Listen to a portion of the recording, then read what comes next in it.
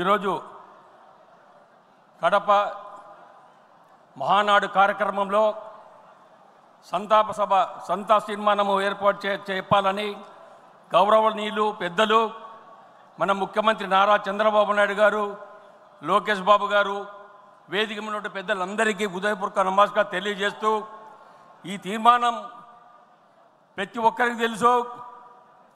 రాష్ట్రంలో ఒక రాక్షసుడు రాజ్య పరిపాలన, గత ప్రభుత్వంలో ఒక రాక్షసుడు రాజ్యం మేలాడు.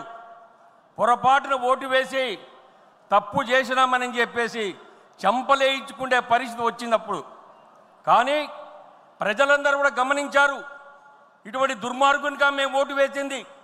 రాష్ట్రం దివాలా తీయించి రాష్ట్రంలో ఉన్నటువంటి తెలుగుదేశం పార్టీ కార్యకర్తల మీద కేసులు పెట్టడం, ఏదైతే తెలుగుదేశం పార్టీ బలపరుస్తున్నారో, జిల్లాలో ఎక్కడెక్కడ తెలుగుదేశం పార్టీ లీడర్లు ఉన్నారో వేరి ప్రతి ఒక్కరి మీద కేసులు పెట్టారు. కొన్ని జాగాలు అయితే మాచర్లు అక్కడైతే తెలుగుదేశం పార్టీ వాళ్ళ మీద రాళ్లతో కొట్టి మర్డర్లు చేసి చాలామంది హతమార్చడం కూడా జరిగింది. మానభంగాలు చేశారు. ఈ దుర్మార్గ ప్రభుత్వం ఎంత అవమానం చేసిందో అందరికీ తెలుసు. అది కాకుండా మన లీడర్ మీద, మన చంద్రబాబు అన్న మీద కూడా ఎన్నో కేసులు పెట్టడం ఏదో చూశారు. కానీ వాళ్ళ తప్పులు ఆడలేదు, వాళ్ళ పప్పులు ఉడకలేదు. చంద్రబాబు అంటే వాళ్ళకి తెలియదు.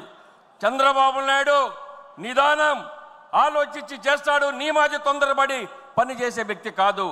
కార్యకర్తలు కాపాడుకోవడం ఎలా తెలుసునో, కార్యకర్తలు ఏ విధంగా కాపాడుకోవాలో మా నాయకుడు తెలుసు.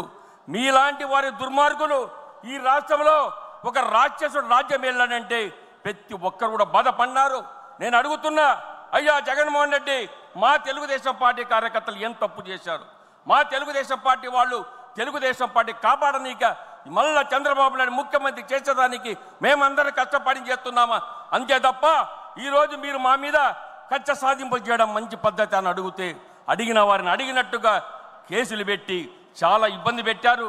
అన్న కోసం 2023-24 సంవత్సరాల్లో అదేవిధంగా ఈ సంతాప తీర్మానంలో మేము ఒకటి అడుగుతున్నాం, ఇంతమంది తెలుగుదేశం పార్టీ కార్యకర్తలను పొట్టబెట్టుకున్నటువంటి ఈ దుర్మార్గులందరికీ కూడా ఈరోజు ఈ సంతాప సభగా నేను అందరికీ ఒకటే విజ్ఞప్తి చేసేది, తెలుగుదేశం పార్టీ కార్యకర్తలు ఎంతోమంది చనిపోయిన సందర్భంగా వాళ్ళందరికీ ఎలా సంతాప సభ మనం తెలియజేయాలి.